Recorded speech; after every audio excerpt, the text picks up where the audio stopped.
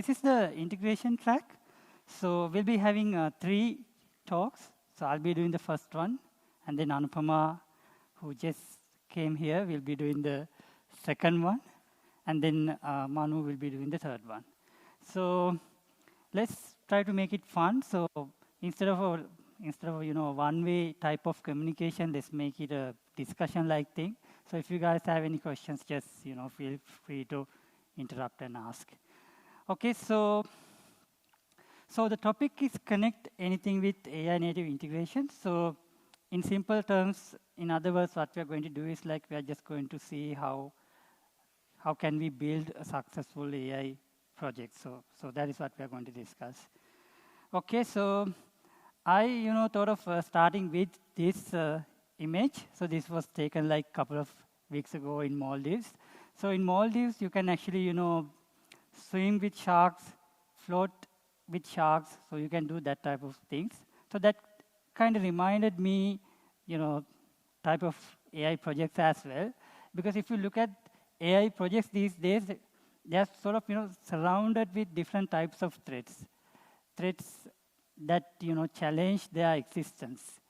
So unfortunately, most of these AI projects succumb to these threats, and they sort of go out of existence. So in fact, this is just a rough number, but which is pretty close. 80 out of 100 projects end up as failed projects when it comes to AI projects. So they actually fail in various ways. Like some never get to production, some actually get to production but fail to scale, and then some get to production, they scale, but fail to give the required ROI. So likewise, there are various reasons that is causing these failures. So if you are one of those people who has experienced the same thing, don't feel bad. You are one of those. You are just one of those 80 people out of 100. So one might wonder, why are these projects are failing? Is it because LLMs are not good enough? That can't be the reason, because LLMs are doing wonders these days. So is it because the frameworks built on top of LLMs, like agentic frameworks, Llama Index, Crew AI, LangChain, in fact, WSO2 integrator framework, which we showed you guys the other day. So are they the bottleneck? But they can't be the bottleneck either, because when it comes to agents, we are sort of well aware what should be the abstraction of agent, how it should look like. So we know those things very well now. So agent is well defined, so that can't be the reason. Or is it because is it because these projects are under-resourced? That also can't be the reason. So in my view, I believe this is happening because AI projects are disconnected. So in other words, AI projects are not integrated as needed. So let's see what I meant by that. So some of the things could be like, your AI project is not properly connected to external system. It sometimes work out of core workflows, and as we may already know, AI requires real-time context. Maybe you couldn't provide those contexts. So likewise, there could be many reasons causing these failures. So let's take an example. So I'll take this example. So this is ERS dispatch agent. So this is an agent which we did as a POC for one of our customers. So they're an insurance company, and they provide roadside assistance. So that is what they do. I think it's quite common in US to have companies like this. So they just provide assistance in various issues. For instance, if your car broke down, they might provide a technical officer, they might provide a tow truck, so that kind of stuff. So if you look at this agent had to coordinate between three different members, three different roles, I would say. So one is the member who's actually getting the roadside assistance, and then the assistance itself who's actually who's coordinating this roadside assistance, and then the provider. So provider is basically, providing the technical support, tow truck, that kind of stuff. So we wanted to build an agent who can, coordinate between these three and kind of automate this process. So if you look at this agent is, pretty complex. But once you build the agent, it always boils down to two blocks. So I would say the first one is you end up with a big prompt. So if you write, regardless of the agent you write, you always end up with a big prompt. And then the second thing is lots of integration. So in this particular example, so we had to integrate to Salesforce. That was a deeply integrated situation. And then we had to integrate with the SMS gateway, and also we had to integrate with some omni-channel. So likewise, we had to do different types of integration. So the thing is, this is not specific to this particular agent. So if you look at any other agents, you would also see the same pattern. So you would have a big prompt, and then lots of integration. So in that sense, you all get the point, right? So in that sense, integration is becoming quite important when you are building agents. So, but the thing is, like, when I say integration, I'm not talking about the traditional integration we are used to do. So the integration we are talking in this context is a bit different. So that is what we call AI native integration. So I'll explain what I meant by AI native integration in a minute. So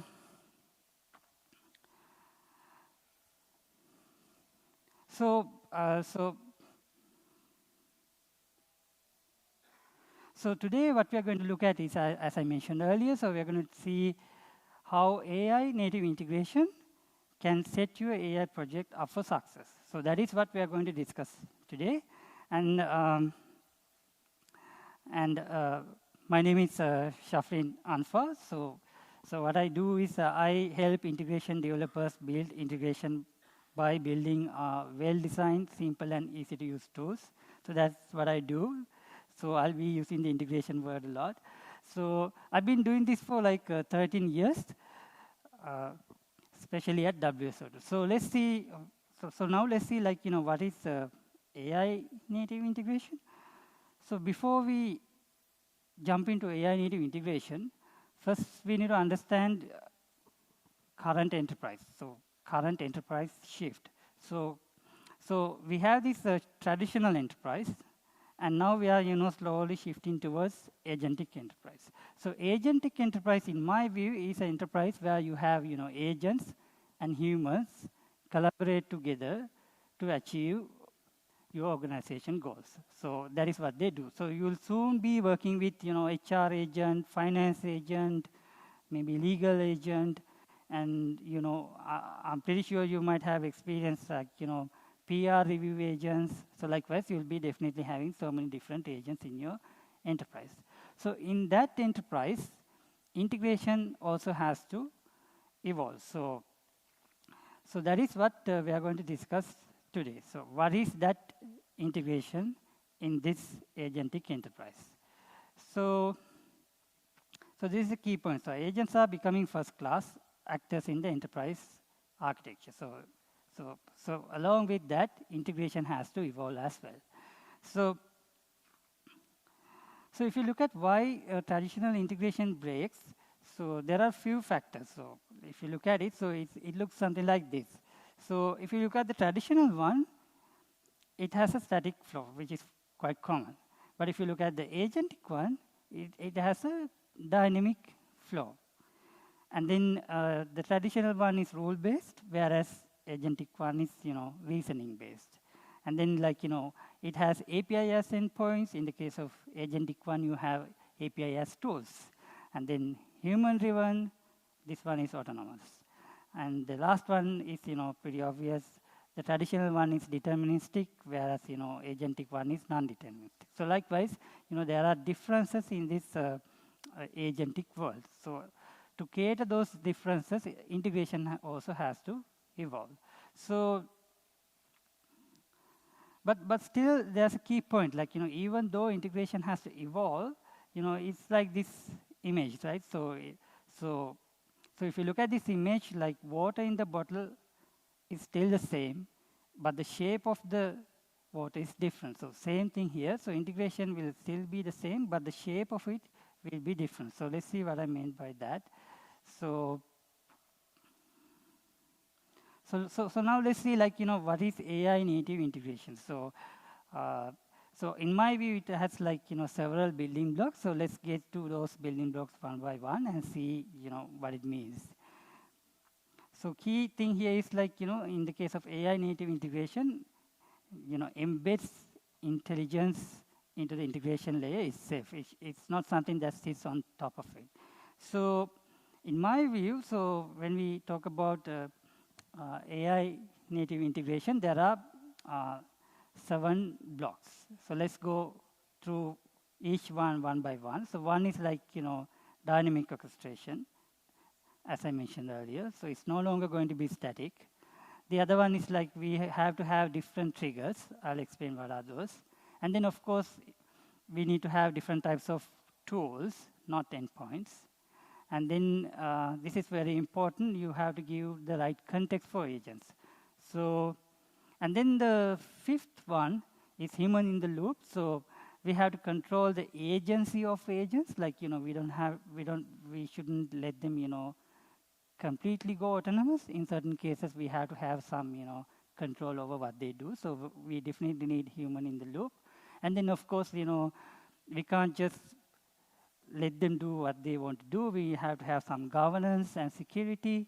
And then finally, definitely we need to have observability, mainly because of this non-deterministic nature. Observability is not an option. So those are the 7 things. So let's go through one by one and see what they mean. All right, so the first one, build dynamic workflows. So when we talk about dynamic workflows, we usually talk about agents. Of course, you can build dynamic workflows in different ways, but the common way is using agents. So then first thing is, if in your integration framework, you need to be able to build the agents. So if you were there yesterday, we did a tutorial on how you can build agents in WSO2 Integrator. And then, the other important key point is just writing the agent is not good enough. So you need to be able to write evals as well. So in traditional sense, it's like, writing tests for your agent. So if you look at this slide, so this, I just took some screenshot from WSO2 Integrator. So you can just create agents. So it looks something like this. And then not only you can create agents, like when you create agents, most of the time you need to see what is happening inside the agent. So for that, you have a dev time tracing where you can trace everything and see what's going on inside the agent. So this was also we demoed yesterday during the tutorial. And then, of course, as I mentioned earlier, it's very important to have some sort of eval support. So eval support actually do 2 things. So one is it makes sure you don't introduce any regression as you evolve your agent. And the second thing is, because these agents are non-deterministic, if you want to improve your agent, you might have to do different types of experiments. So you might have to change the prompt and see. You might have to add a new tool and see. You might have to edit the existing tool and see whether the overall performance goes up. So to do that type of experiments, also you're going to have some eval framework.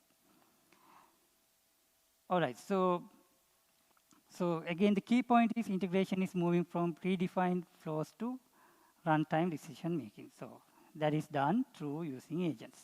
All right, the second point is triggers. So it's not like we didn't have triggers until now. So So we had triggers, and we will be continuing to using those triggers. Like, it could be HTTP trigger, it could be a gRPC trigger, it could be a GraphQL trigger, so it could even be a Kafka trigger.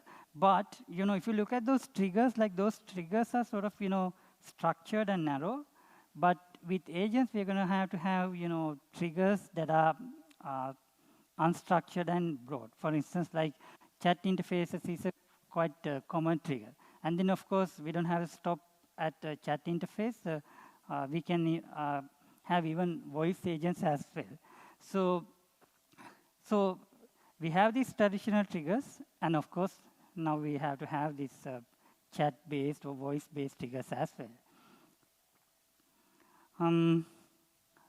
So these are some of the triggers you can get in WSO2 integrator. But my point is, like, you need to have different type of triggers. And the other thing is, like, this is actually work in progress. So we are working on a trigger, a voice to build voice agents. So we are working on a no-code pipeline. You can configure that and trigger the agent for voice agents as well. So this is actually work in progress. So, but you guys get the point, right? So you need to have different type of triggers. Okay, so the third point is, you need to connect APIs as capabilities. So when we, talk about capabilities, we usually talk about tools. So if the agent don't have the right tool, it can't do the task as expected. So you need to be able to give tools to your agents. So when we talk about tools, we usually talk about MCP servers. So any integration, AI native integration framework should support creating MCP servers. And then, of course, the creation of MCP servers also could be different. For instance, like, in the traditional enterprise, you already have a lot of different REST APIs, GraphQL APIs, so on and so forth. So you need to be able to quickly convert those into MCP, and then, adapt your MCP service as needed for your agents. So for instance, there are, tools where you can just take the REST API and directly convert into MCP. So likewise, you need to have different types of support for MCP. So it is not just, creating the MCP service. So when you are creating your agent, you need to be able to create tools in different forms. So you can use maybe existing functions. Maybe you can use connections. So when we say connections in WSO2 integrator, we are talking about 600 plus connectors. So each of those connectors have let's say like 20 to 30 actions. So all of them are available as tools for agents. So likewise, you need to be able to create tools in different ways.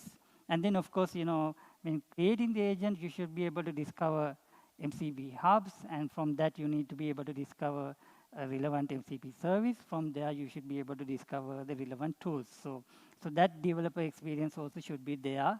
So when we talk about AI native integration. So if you guys were there for the tutorial, so we demonstrated some of these features using WSO2 integrator. Okay, so I'm going for the fourth one. This is also very important. Just having tools for your agent is not going to work. You also need some context. So you don't want agents to go like this. So they have to have some context so that they can make relevant decisions. So when you create agents, you should be able to add memory to your agents. So there are different ways to add memory. So, and the other thing is like you need to be able to provide the context required. So you can provide that context to knowledge base. It could be some RAG database. So it could be some knowledge graph. Either way, you should be able to provide some context to your agents. So So this context can come through different services. In that case, you should be able to connect to those services. And then some of the things like memory could be inbuilt as well. So when we talk about AI native integration, any AI native integration platform should support these things. Okay, so connect data with context. So when we talk about that, so we also have a no-code ingestion pipeline, which we showed the other day. So you can use that and take your PDF files and convert them into structured data. So I'm not going to go into details. But the point is like you should have features like this so that you can create your agent with the required context. Okay, so this is what I talked about earlier, memory. So I'm going to skip that. So again, the key point is like, connection without context create brittle intelligence. It's very important to have the right context if you want your AI project to success. Okay, the fifth point, having human in the loop. So that is also very important. For instance, like, if you take the previous example, so I talked about ERS dispatch agent. So in that ERS dispatch agent, say like agent has to approve some amount. So that amount, like if it is like a large amount, before the agent approve that, you need to have some human in the loop to make that call. So in such cases, you definitely need a human in the loop. And the thing is like these workflows can go on for days. So even if the workflows go on for days, we have to have some way to resume and continue as well. So you need a human in the loop for approvals, and it could be like escalations as well, and it could be for some oversight as well. So there could be different reasons, but the point is like, you can't just let your agent do whatever they want to do. In certain cases, you have to have humans in the loop as well. Okay, so the sixth point is, having some governance and security. So there are two things. So when it comes to governance, usually you provide governance through some AI gateway. So if you are choosing some integration framework in the agentic enterprise, those frameworks should be able to seamlessly connect with different AI gateways. So there are lots of different AI gateways. Of course, we also have one AI gateway, and then like, there's this thing called Open Router, Light LLM, likewise, there are different types of AI gateways. So your integration framework should support, seamless integration to those gateways as well. So through those gateways, you get things like, rate limiting and guardrails, which is quite common, and then like things like cost monitoring. You can do those things using governance. So that is also very important. And the other side is security side. So when it comes to security, so there's this concept called agent ID, where you can give your agent an ID and then a set of permission that will allow you to do sort of, administration, and then of course audit what this agent is doing. So you need to be able to do things like that. So the point is like in the agentic enterprise, just like you onboard humans into your enterprise, you'll be soon onboarding agents as well. So when you do that, you need to be able to give some ID and a set of permissions. So for those, there are like things like agent ID. If you go to our IS session, you might have get to know about it. So you can, so your integration framework should be able to connect to those agent ID and assign that agent ID into your agent, and then as it get executed with the different tools, it should check for the relevant scopes and see whether this agent actually can execute this tool. So that's the sixth point. And then, and this is the last point, so observability. So this is again quite important, mainly because agents are non-deterministic. So observability gives you insight into, what's going on with your agent. So it gives you visibility, and thereby it builds the trust you want. So to have observability, you need to be able to, publish traces into some observability framework. So these traces, you don't want to manually create each and every trace. So the framework itself should, create the right amount of traces and then automatically push to a relevant server. So the most common format to create traces is OTel. So any endpoint that support OTel should be able to see the traces. So then on the server side, you can create whatever the, you can create evals. In our agent manager, you can do that. So they call those monitors, and then you can create different types of dashboards. So you basically can see what's going on in your agent in the production system. And of course, you can go one step further as well, and then you can sort of create a feedback loop so that your agent sort of gets better every day. So just like we get feedback when we work with others, we can give feedbacks to agent as well. So that's the 7th point. So this is a screenshot from our agent manager. So if you push traces to agent manager, you can create different insights using those traces. So I think Nadish and others have done a tutorial on that. So if you guys are interested, you guys can go through that tutorial. So, okay, so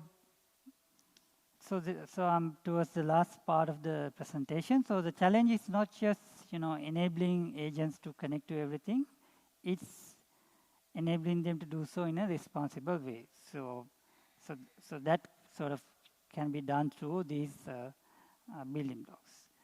Okay, so this I'm just going to skip. So I'm towards the so this is the last part of the presentation. So as I said earlier, 80 out of 100 projects do actually fail. So you just want to be on the 20, not on the 80 side. So to do that, just to summarize what we discussed, first thing is enterprise is evolving. It is becoming an agentic enterprise. So we'll be soon working with agents, whether we like it or not. So along with that, integration is changing as well. So no matter what agent you build, integration definitely plays a key role. So that's my key point here. So that will be the circulatory system that keeps the agents alive. So with that, I'll just end with this. So you guys need to understand the shift, and then that will help you to rise to the challenge.